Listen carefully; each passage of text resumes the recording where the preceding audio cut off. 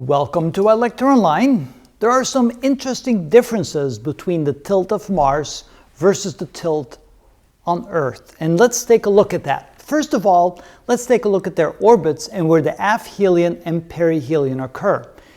It almost appears as if the aphelion of the Earth appears on the other side relative to the aphelion of Mars. Remember that aphelion is the point of farthest distance away from the Sun, from Mars over here, where for the Earth it's on this side.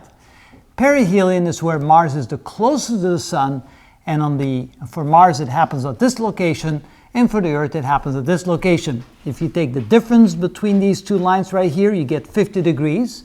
And so you take 180 degrees minus 50 degrees equals 130 degrees, which is this angle right here, which means that the orbital orientation, the point where the aphelion occurs, the point where the orbit is farthest away from the Sun, that difference between Mars and Earth is 130 degrees. So it's almost opposite to one another, but not quite. In addition to that, the way the planets tilt, notice that aphelion, the Mars tilts this way relative to the Sun, and for the Earth, it tilts in this direction. So notice as the Earth goes around the Sun, the tilt will always be in the same direction relative to the stars. In the case of Mars, as the Mars goes around the Sun, you can see the tilt is in this direction. So essentially, the tilt of Mars and the tilt of Earth is almost opposite to one another. Of course, not quite, because there is this 50-degree difference between the two.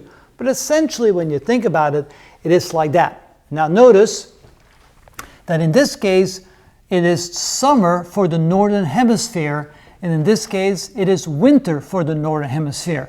Here, it is summer for the northern hemisphere, and it's winter for the northern hemisphere for the Earth.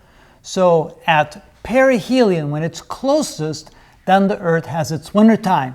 Here, at perihelion, when it's closest, Mars has its winter time. So it looks like they both have a winter time when they're at perihelion, which means if we're at winter time in the northern hemisphere experiences milder winters because it is close to the Sun. Over here, Mars and the northern hemisphere experiences milder winters because it's closer to the Sun in the winter time.